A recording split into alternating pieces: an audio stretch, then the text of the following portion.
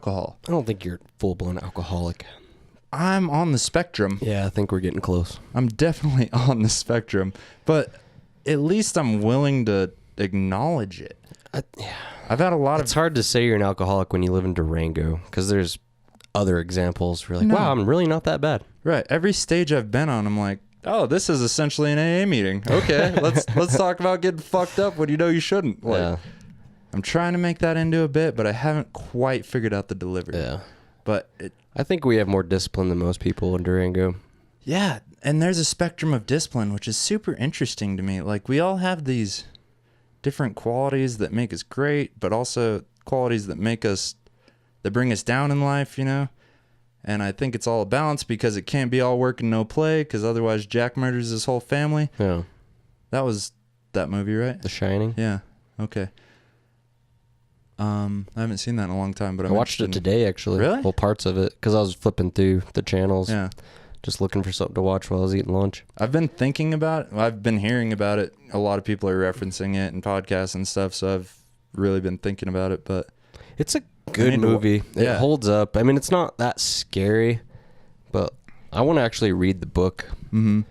I think, just like Fear and Loathing, like once I read the book, I had this understanding of like the mental instability that was going on. Well, and you have a visual of what's going on. And Fear and Loathing, the movie, it follows the book so closely that it's like almost exactly the same, but there's so much more detail in the book. Yeah, it just it leaves adds some details so out, much but more, like it paints a bigger picture, and you're like, holy shit, because you can follow it in your mind because you've seen Fear and Loathing so many times. But then all these other extra details, it's good. I love that book.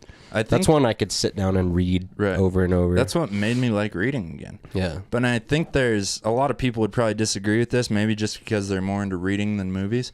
But I think watching a movie beforehand, as long as I guess it matches up kind of similarly, and then reading it after, I got way more out of the book because I was laughing out loud by myself, you know, because the scene would play in my head. Johnny Depp. Right. Yeah, I've been looking for Stephen King books lately, Really? just some stuff that I've seen before to try to get that same feeling that I got out of Fear and Loathing. I'm not going to lie, dude. I'm a little bit intimidated by Stephen King. And I know, like, comedians are supposed to be dark and stuff, but it really fucks with my dreams. Like, I think about things far too much. Once something gets in my mind, I just, like, break it down, think about the darkness and the happiness and how somebody got from a baby to this person and shit like that. And I'm just like, fuck, there's a chance this person may have got sexually assaulted and maybe that's why they're fucking crazy. You know what I mean? And that's just too much for me, man. I try not to overanalyze it like that. I get more scared about me becoming a fucking serial killer or something. Really? Yeah.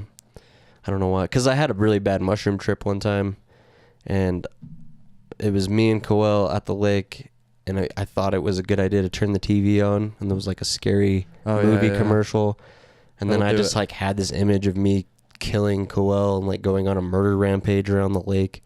Just like a quick flash of random psychedelic insanity, you know? Well, it's just thoughts. Like, it doesn't mean anything, and it doesn't mean I'm a serial killer, but at that moment it freaked me out so much, because I think that's my biggest fear, is like Coel dying and under my like control. Like, it was me that did it, that made her die. And like, I think that was maybe what the trip was trying to tell me. Is that related? And it freaked me out. Any way to like you maybe not being able to protect her? Like, is that included in the fear? Or do you think it's completely like you would kill her? I don't think it.